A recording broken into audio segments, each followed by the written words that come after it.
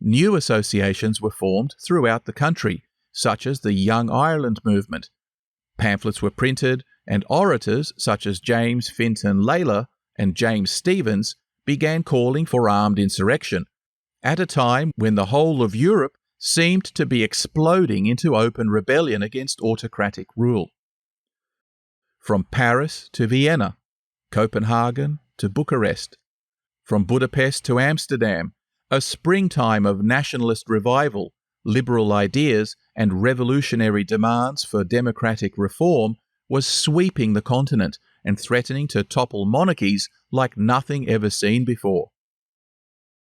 Irish nationalists joined the fray, but like much of the rest of Europe, their poorly coordinated and poorly led insurrection collapsed almost as soon as it began. Emaciated peasants being no match for professional soldiers, armed with artillery and state-of-the-art musketry. Britain quickly passed new sedition laws, banning freedom of speech and criticism of the government of any kind, whether in print or by mouth.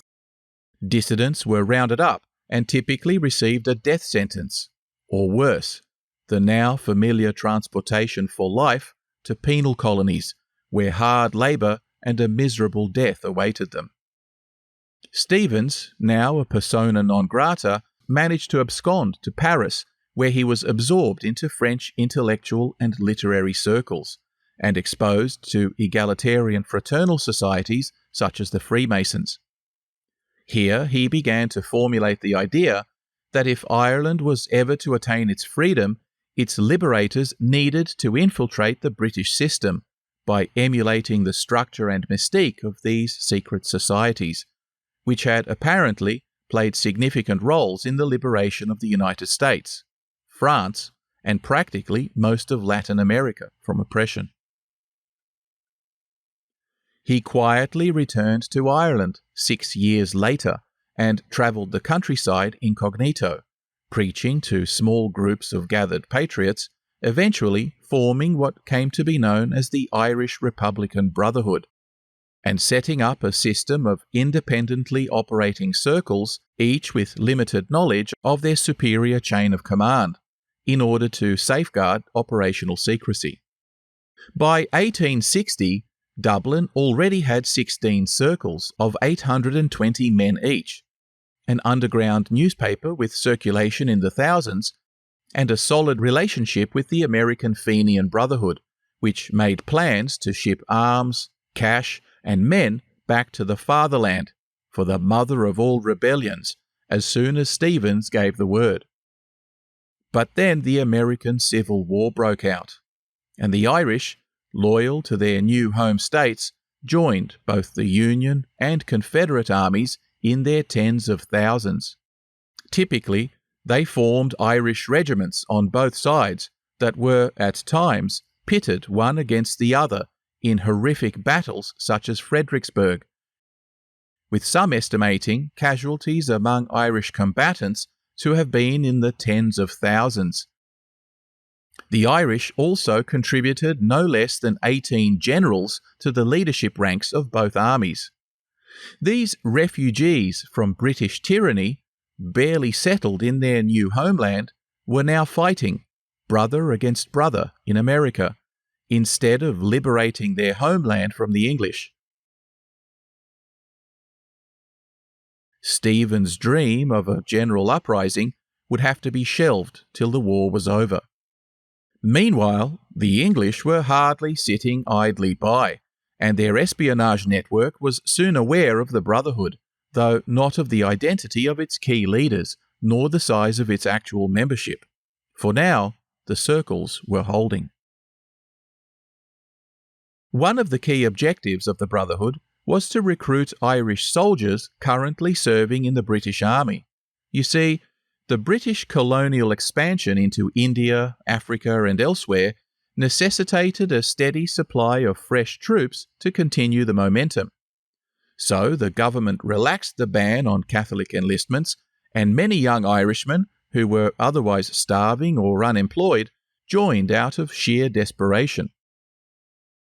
Stevens believed that if these men could be convinced of the righteousness of the Irish cause, they would defect at the appropriate moment, and he would not only have an instant army of veteran patriots, professionally trained courtesy of Her Majesty Queen Victoria, but the English themselves would lose a large chunk of their army in the field, causing panic and disorder. It was from these ranks that a number of significant leaders were recruited. There were now thousands of soldiers throughout the empire who had taken a secret oath to join the Brotherhood. By 1865, the American Civil War had come to an end, and Stevens tentatively set later that year for what would become known as the Fenian Rising. But then, just as they were getting ready, a key piece of correspondence fell into the hands of the British Special Task Force that was set up to tackle the Brotherhood, and before the Rising could even get off the ground, informants sprung a trap that netted much of the Dublin leadership, including Stevens. Under 24-hour guard, he was nevertheless soon smuggled out of a Dublin prison in a slick and brazen rescue orchestrated by his Lieutenant Devoy, led by prison insider John Breslin. Remember that name, because we'll get back to him later. Stevens' almost ghost-like escape and subsequent exile to France rallied his supporters, and plans were made for a fresh uprising the following year.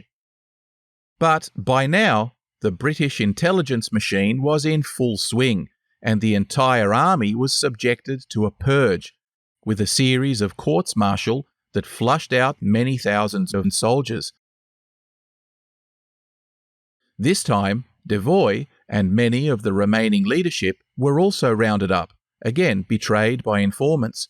So when the long-awaited rising finally took place in February of 1867, a combination of reduced leadership, foul weather, poor coordination, and failed objectives saw the rapid collapse of the greatly anticipated liberation.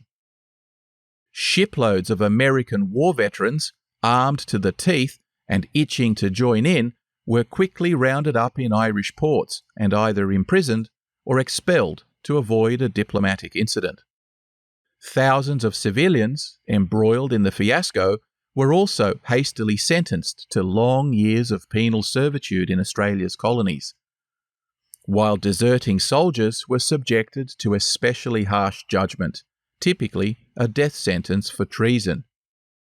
When executions began in earnest, the public outcry became so vocal that the British government feared an even bigger revolt, so most of the convicted soldiers had their sentences commuted to life in prison and were sent to the notoriously horrible jails in Van Diemen's Land, or the new Supermax prison recently built in Western Australia.